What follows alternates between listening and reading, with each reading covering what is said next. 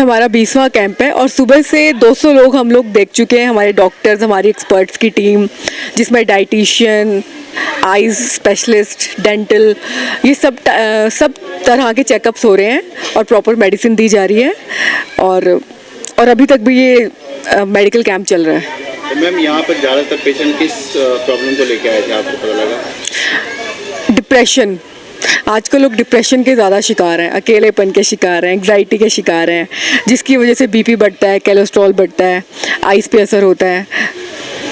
इस तरह के पेशेंट्स हमें ज़्यादा देखने को मिले। तो डॉक्टर्स के मुताबिक आपको क्या लगता है कि ये प्रॉब्लम क्यों होती है और क्या इसका इलाज रहेगा? हम प्रॉपर मेडिसिन दे रहे हैं, मेडिकेशन दे रहे हैं, उनको हम एनरोल कर रहे हैं कि किसी भी तरह का कोई ऑपरेशन होना है, किडनी की कोई प्रॉब्लम है, समस्या है, तो सबके इलाज के लिए हम लोग यहाँ उनको प्रॉपर मेडिकेट कर रहे हैं। मेरा नाम डॉक्टर प्रीति है। मैं Swami Devi Dayal group of professional institute Barwala से हूँ। मैं वहाँ पे प्रोफेसर की पोस्ट में हूँ।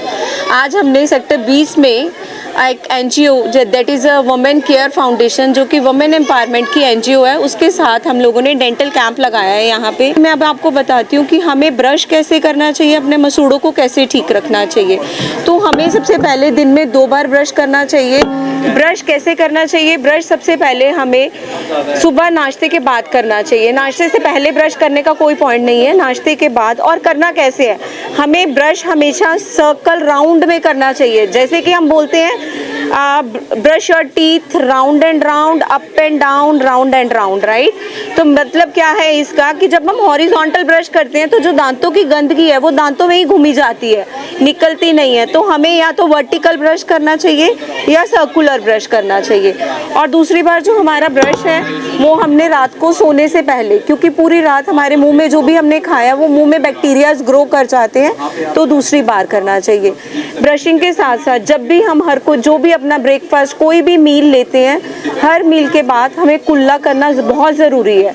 अच्छे से मुंह में पानी रख के ज़ोर ज़ोर से कुल्ला करना और उसके बाद वो पानी को गिराना बहुत ज़रूरी है। जो भी हमने ब्रश यूज़ करना है वो हल्का ब्रश यूज़ करना है, दैट इज़ सॉफ्ट ब्रिसल्स वाला।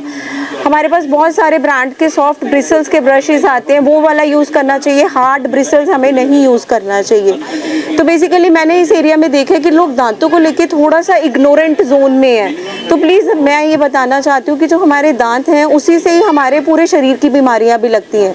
ये दोनों आपस में रिलेटेड हैं, दांतों की बीमारियाँ और हमारे शरीर की बीमारियाँ।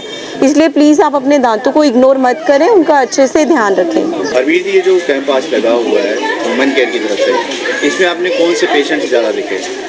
नमस्कार, मैं डाइटिशियन हरवीर। मैं यहाँ पे ज़्यादातर पेशेंट मैंने मधुमेह के पेशेंट्स देखे हैं और यहाँ पे मैंने बताया यहाँ पे लोगों को किस तरह से खाना चाहिए, और जिसमें जो लोगों का खान पान था वो बहुत बिगड़ा हुआ था, उसमें सुधार लाने के पूरा समझाया है कि किस तरह से उनको करना है। मैं रीना केसरी, वुमेन केयर वालों ने फ्री कैंप लगवाए हैं, मेडिकल कैंप। मैंने अपना चेकअप करवाई हूँ। ऐसा कैंप आगे भी लगना चाहिए ताकि लोगों को भी चेकअप करवाने का मौका मिले, वो अपने हेल्थ के बारे में पता होना चाहिए उन्हें। आप मेडिटेशन फ्री करवाते हैं, काफ़ी लोग आते हैं। ये कि मेडिकल हेल्थ कैंप लगा हुआ है जिसमें लोगों को ज़्यादातर यहाँ पे डिप्रेशन की प्रॉब्लम देखी गई, तो आप क्या समझते हैं कैंप लगाने के बाद किस तरह से या मेडिटेशन करने से किस तरह से डिप्रेशन से बचा जा सकता है? Thank you. आपने बहुत ही अच्छा एक जागरूकता वाला क्वेश्चन आपने पुट किया है।